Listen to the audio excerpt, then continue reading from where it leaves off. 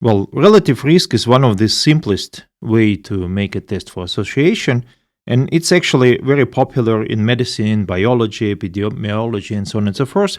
And we can kind of define the relative risk as follows. It's a ratio between two proportions. A proportion that a particular event occurred in one group, we call it exposed group, and the same proportion of the same event occurred in the other group, which is called unexposed group. Usually exposed, unexposed, it means a certain treatment, for example, medical treatment, but in fact you can use it for any two groups. So you can see that in this case, relative risk can assess association between two qualitative variables if you have only two categories in each variable. And then you can see that here I have exposed and exposed as rows, and the event occurred and not occurred as columns. And these are the observed frequencies. So how often you observed a particular event in each of these combinations. Okay.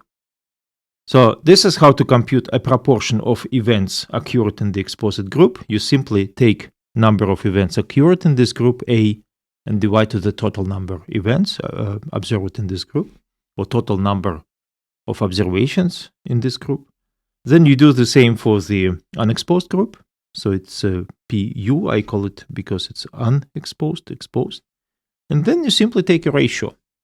So ideally, if there is no any association, then this ratio should be equal to 1. The proportion should be the same.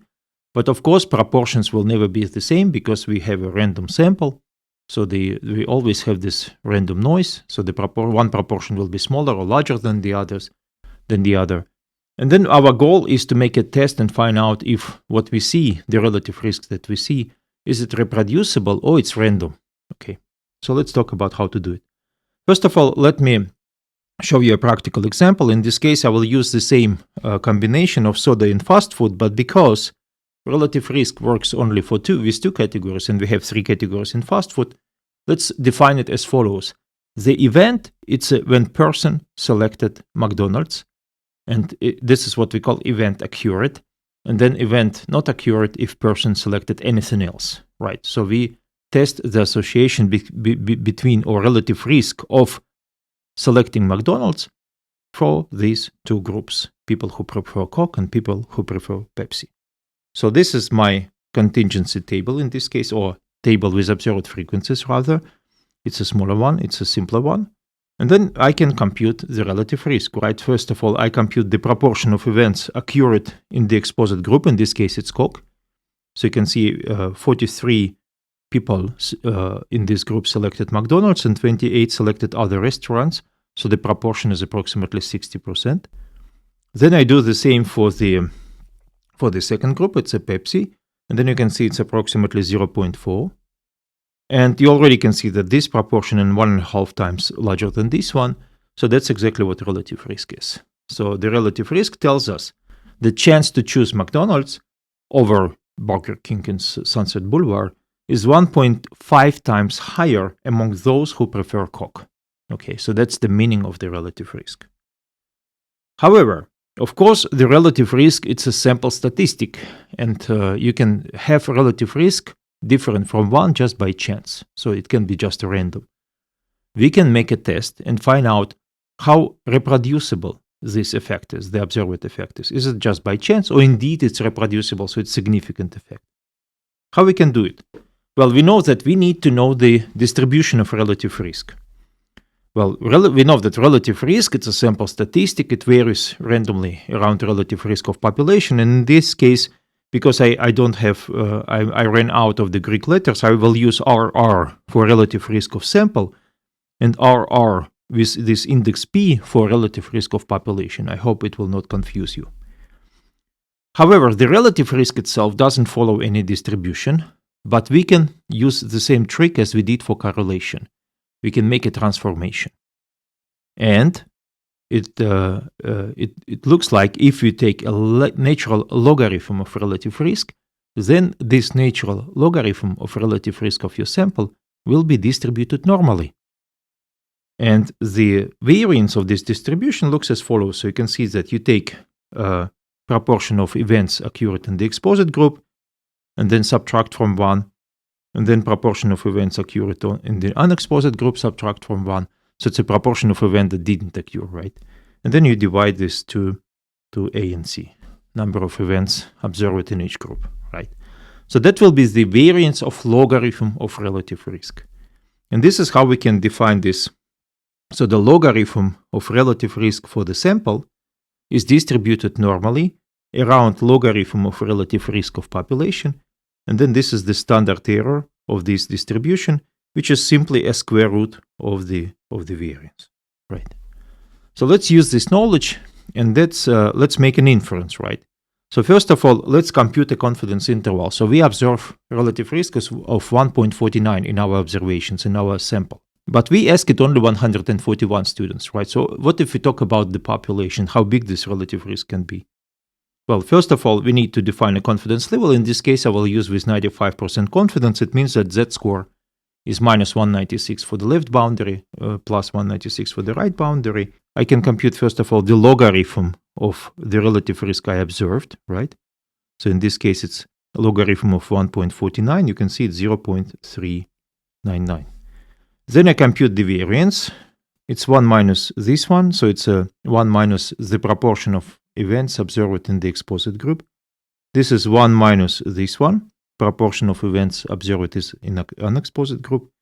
This is number of events observed in the exposed group, number of events observed in the unexposed groups, right?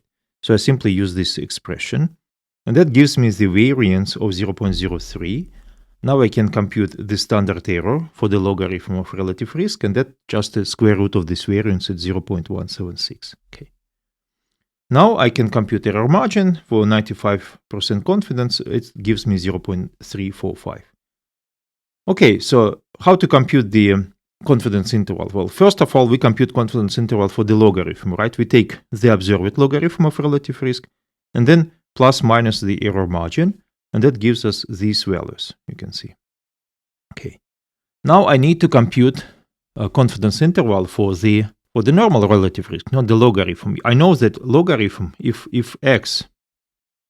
y is logarithm of x, if natural logarithm of x, then x, it's a e in the power of y, right? So this is the inverse function for the logarithm, right? So what I need to do, I need to take a e in the power of 0.044, that will give me the left boundary, e in the power of 0.744, it will give me the right boundary, and that gives me the final values, right? So you can see the relative risk for the population is between 1.06 and 2.10. So it looks like, at least with 95% confidence, it looks like we observe a systematic effect. We observe a relative risk, which is possibly not noise, right? So that's the conclusion. First of all, according to the sample, chance to choose McDonald's over BK and SB is 1.5 times higher among those people who prefer Coke. That's our observation, right? Now, based on confidence interval, we can say that with 95% confidence interval for the whole population, this chance is between 1.06 and 2.10 times higher. So again, different from 1, and that means that very likely this effect is observed because there is indeed systematic effect, okay, not just noise. Let's make a test now. So let's say that we would like to find out how likely we can observe this effect, or maybe even larger, if the real effect is absent. So the real effect for the population is 1. So if relative risk is 1, it means no effect, right? So the proportions are the same. So let's do that. Our null hypothesis is that the relative risk for population is equal to 1. But you remember, in order to use normal distribution, we need to take a logarithm of relative risk. And if relative risk is 1, the logarithm, it's a power that you need to take your constant e2 in order to get 1, and apparently it's 0, right? So this is the null hypothesis for the logarithm of relative risk for population. That makes our life easy because that means that we believe that this should be 0, right? And it means that the z-score will simply be ratio between the logarithm of observed relative risk and the standard error. Let's compute it. So that's just to remind you that logarithm of observed relative risk, logarithm of 1.49 is 0.399. This is again the standard error that we computed in the previous slide. And this is the z-score. And then you can see indeed z-score is relatively large, is beyond these plus minus 2 cases, right? So it means that we can expect a relatively small p-value. And then remember that this is a two-tailed test because our null hypothesis is equal to, right? So this case, this is 0 equal to z equal to 0. We observe z is 2.27. And because it's two-tailed test, z equal to minus 2.27 will be equally extreme, right? As extreme as we have. So to compute the p-value, we need to compute, first of all, this area. So equal or more extreme in this direction. It's 0.012. Then this area, equal or more extreme in this direction. It's 0.012. And then we just sum up, and that's our p-value, 0.024. And then you remember that we worked with 95% confidence in this case, in this particular situation, and that the p-value is below significance level, which is 0.05 in this case. And that means that we need to reject null hypothesis and accept the alternative hypothesis, which means that relative risk is not equal to 1. Okay.